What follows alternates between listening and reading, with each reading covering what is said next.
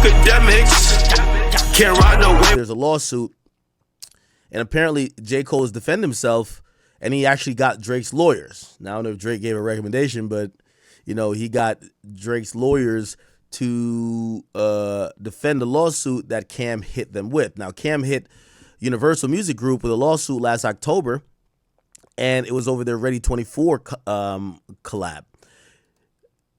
Let me hear a little bit more about the lawsuits. Now, Cam first sued Cole and Universal in 2025. He alleges he's owed about $500,000 in royalties from Ready 24, which is a collab from the Might Delete Later rapper. And he says he has not gotten paid. According to the exclusive, shout out to Grouchy Greg. He's a guy, I know him from All Hip Hop. I used to post on All Hip Hop forums. It's called the IC back in the day. He says he was hit with a lien from a photographer for copyright infringement. For those unaware, Killer Cam has to pay a $50,000 judgment for failing to license a picture of himself he used for his new merchandise. As such, any potential payment that he would get from a hypothetical victorious lawsuit against Cole would have to first cover this judgment, unless okay, whatever. Interesting. Let's see.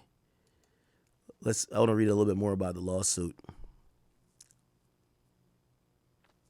In the filing, Cam reveals that him and Cole worked on a song back in 2022, remained in touch over the next 2 years. As Cam continually asked if he could appear on the podcast, Cole claimed to be unavailable. In turn, Cam is arguing that he was never properly compensated for his Ready 24 work and wants the judge to weigh in on the matter.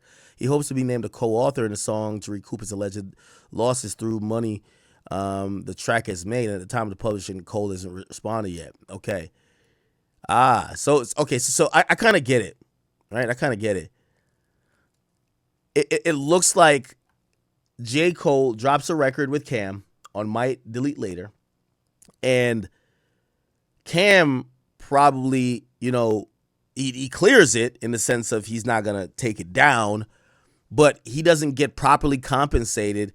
And Cam, who's not really an active rapper, like full-time, probably says, yo, bro, I'll do a verse for you, but I want you to, I'm not going to charge you a fee, but I want you to come and be on my podcast, which would be a big look because J. Cole rarely does public appearances.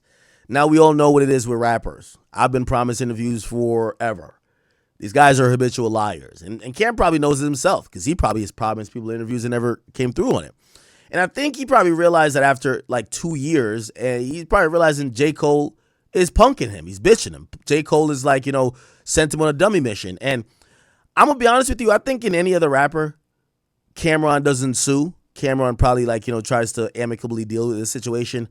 But J. Cole is getting bitched by Kendrick, by Drake, by everybody that's his peers.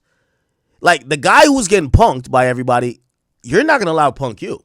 And I think that's the thing. It's going to always remain with J. Cole. Like, J. Cole apologized to Kendrick Lamar before Kendrick even breathed. Like, before Kendrick could even, exhale, he apologized. He dropped a diss and apologized, and you get to realize J. Cole he's like the definition of like a beta male. Like, the person who, not necessarily, let me not use necessarily beta male, but you can't have that guy finessing you. You know what I mean? Like, you feel a way. You feel a different type of way. So I could imagine he's like asking Cole, like, yo, Cole, when you come into the pod, Cole's like, yo, right now I'm riding bicycles through Tribeca. Okay? I can't do it. Yo, Cole, when you come into the pod, bro, yo, I'm about to go play. I'm the 14th man on the Ghanaian basketball team. Okay.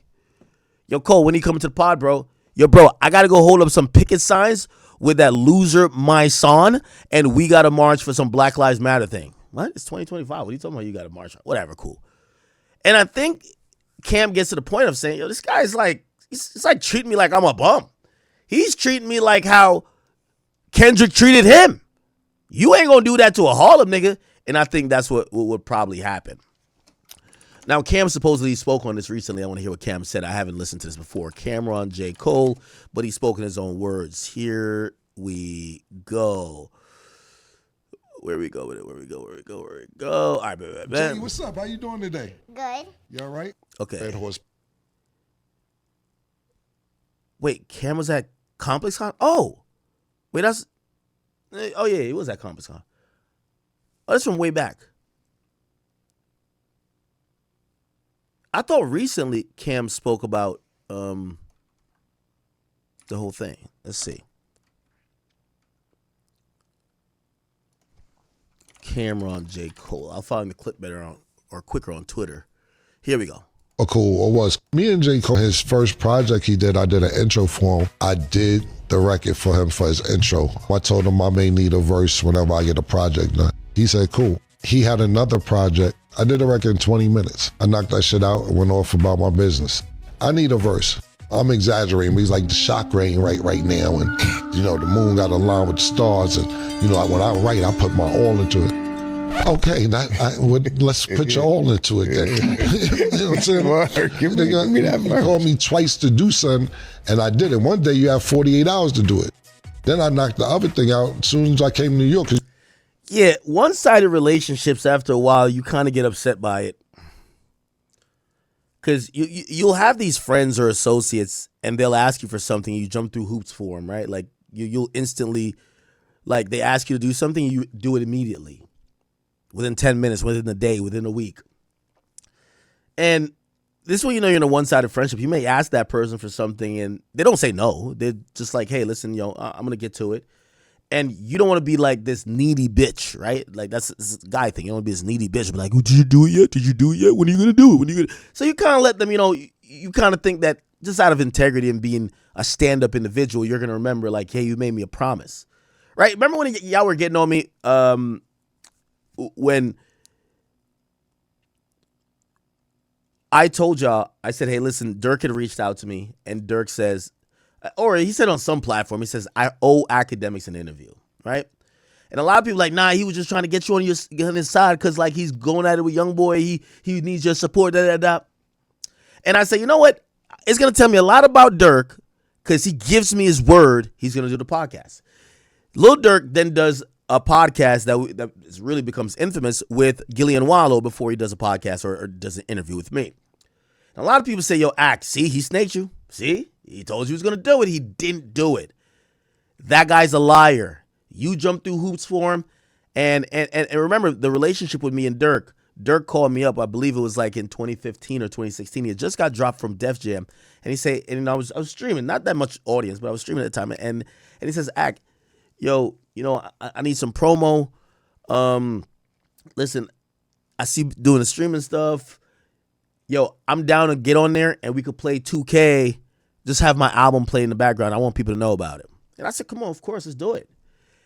And I supported him not only through the War in Chirac era, but like even afterwards when there was this weird era where he was dropped. So when he said, hey, listen, I'm going to do something with you, I'm thinking based on our history, he's going to be a man of his word. Or if he's not, he's going to tell me everything I need to know about him as a man. You see in this game, you have to judge people as men. Y'all going to say I'm sound like a broken record, but no, this is why, I look at Lil Baby like he's scum and I talk about him like that because he wasn't a man. He could have said, Akademiks, I'm not happy with you. We're not cool. Let's not act like, hey, yo, twin. Don't twin me to death and then do some snake shit, right? Just like, Dirk. Dirk gives me a verbal promise. I'm gonna do an interview with you, bro. So he goes to do the interview with Gillian Wallow, and a lot of y'all, my audience, specifically chat niggas, was like, yo, this guy lied to you. And I say, you know what? For some reason, I don't think Dirk is like these other industry suckers. I think if he says something, he's gonna do something. And I could tell he was even cognizant of the conversation that was being had because he would hit me offline and say, yo, don't worry, I still got you. Now, some people would have blew up at that point and said, fuck you, nigga. Like, you're hitting me on the low trying to still make sure I'm good, but you lied to me. But for whatever reason, Dirk comes across different from these other suckers, even like Lil Baby. I knew he was going to come through. He hit me up afterwards and he says, I want to do this elaborated interview. And I said, I want to do it. I want it to be raw.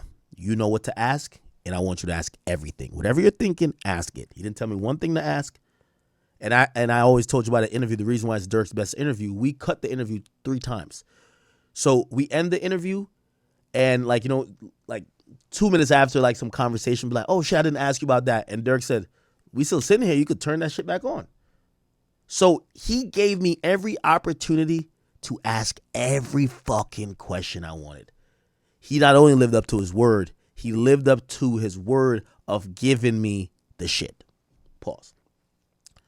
That's something is admirable. That's one thing that no matter what happens with Dirk, I will always speak of him as a man that I've known with integrity. Not a low-down scum.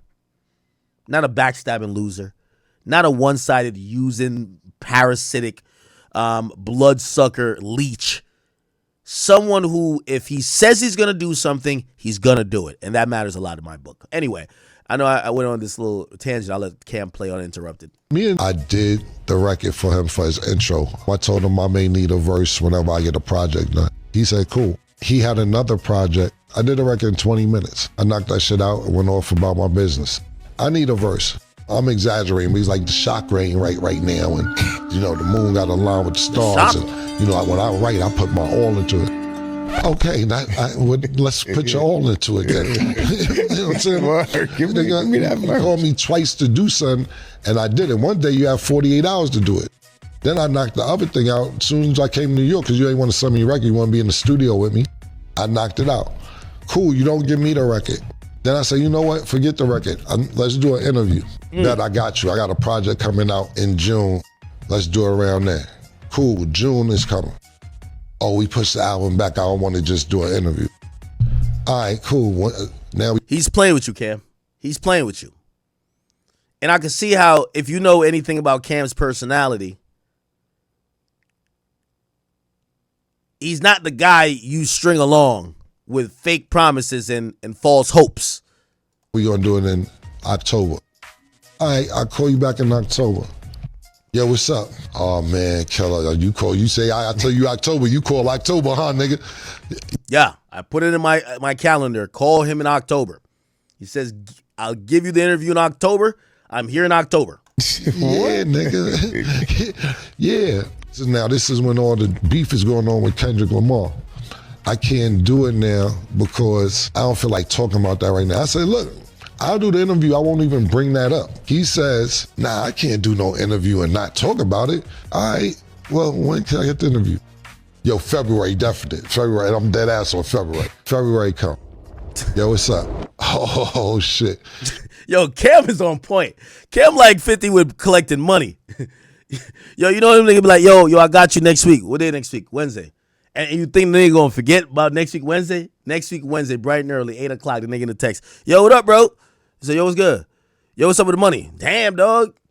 You really punctual? Yeah, I'm punctual. Yo, I'm still working, man.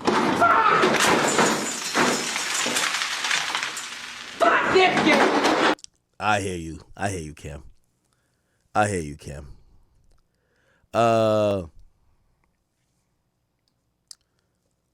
This is what he said back in the day about it. You on J. Cole?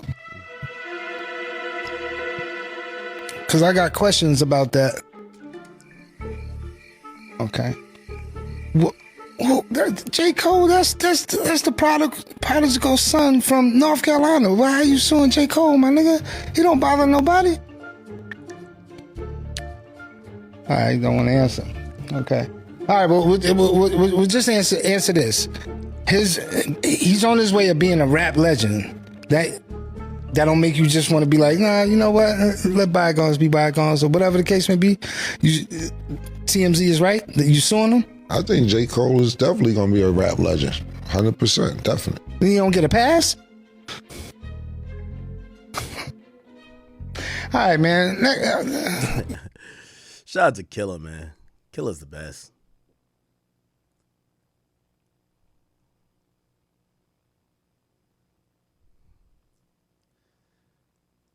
Camron is one of those people, like, I told you I watched his whole podcast at ComplexCon, and I got in line. I really wanted to say hi to Cam, and shout out to Mace. I love Mace too, but like, yo, let me tell you this. There's nothing cooler than Camron to me, bro. There's nothing cool. I thought Cam watched Jay-Z in the battle. You know what I mean? Yo, you gotta love it. That's my joint. Like, Killer is one of like the most prolific lyricists of all time. I love Killer Cam. This is why, like, in his media space, remember when I was going back and forth with their female co-hosts, I'm like, yo, I know I can't be bitch made in this shit because I got to give out equal smoke, but I cannot go against Killer. I love Killer, like literally. Other than that, you know who also I love? Well, my favorite basketball player of all time is Allen Iverson. And I remember when I first saw him, like, yo, I was so pussy. I was at Complex Con, and my brother was just like, because I was just like, I'm in the green room. I'm like, and he was just like, go get a picture. And like he kept like pushing me, like it's your brother, so it's like, go get it. I'm like, nigga, I was so scared. I got a picture with him though. I love Allen Iverson. And I go to the Knicks game like a couple days ago, and motherfucking T-Mac, nigga, T-Mac taps Vince Carter on the shoulder and be like, yo, that's Ak. And I kind of froze him. I'm like, Tracy McGrady knows me? Oh, it's lit. Yo, like, I was like walking another way. So I told him, yo, I'm going to hit you. I DM him mad quick off my main page. He responds. He sends me his number. We fucking talk on the phone. Yo, he's like, yo, I be in New York. Like, he's like, yo, Ak. Yo, we should like get dinner and shit like that. You know what I mean? Like, whatever. Like, yo, I fuck with your movement, whatever. And I'm like, yo, bro, I'm the biggest fan of yours. So, yeah, me and T-Mac, like, we locked in now. Yo, that's my guy, T-Mac. T-Mac's a real nigga. Yo, I grew up on these people. Like, the whole time he's talking to me, he's like, yo, bro, your ass be funny, man. Like, and like, I'm like, yo, I'm actually having like a one-on-one. I ain't gonna lie. Like, I really get like starstruck. But I'll say Killer, definitely Allen Iverson. And T-Mac, I was just like the whole time, like T-Mac is talking, I'm like, I grew up watching you. Like, I'm sorry, bro. I never met Kobe. Rest in peace. I wish I did. I probably would do the same thing with Kobe. Yeah.